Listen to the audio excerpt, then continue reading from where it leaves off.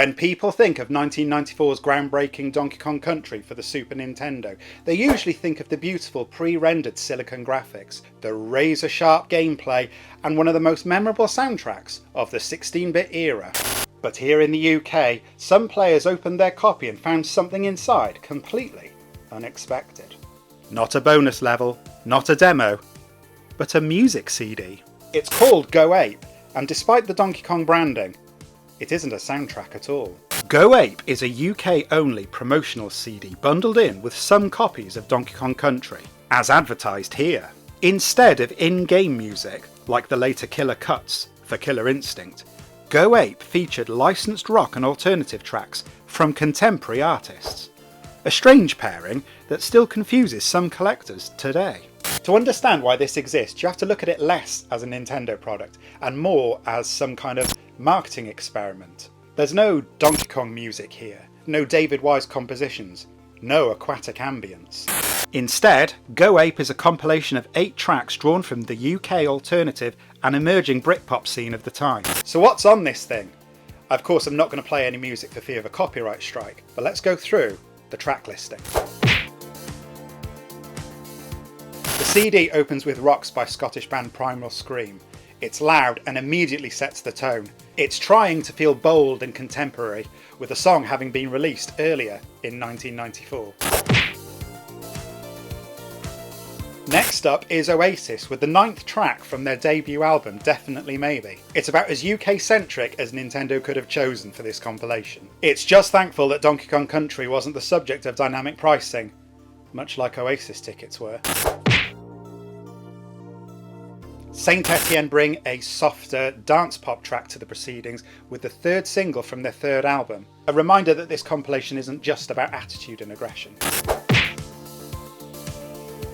And then there's Creep.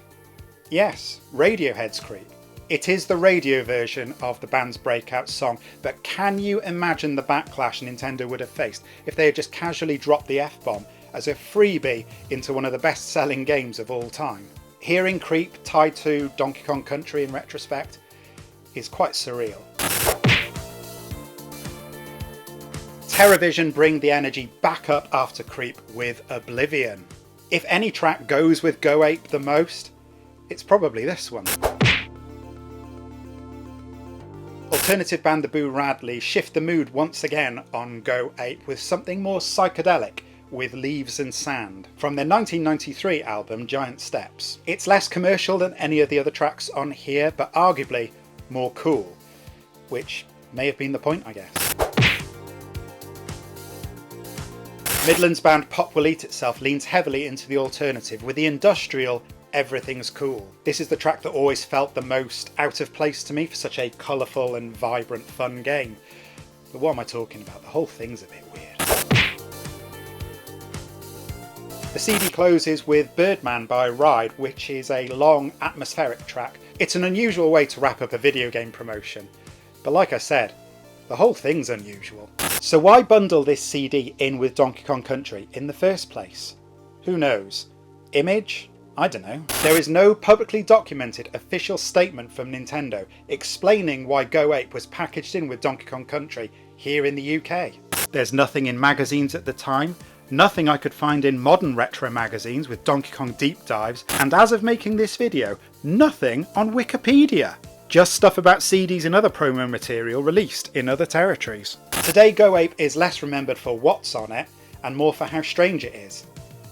If it's even remembered at all. It's not a soundtrack, it's not a game, it's a time capsule. A brief moment where Donkey Kong was used as some kind of bizarre bridge between video games and 90s UK music culture.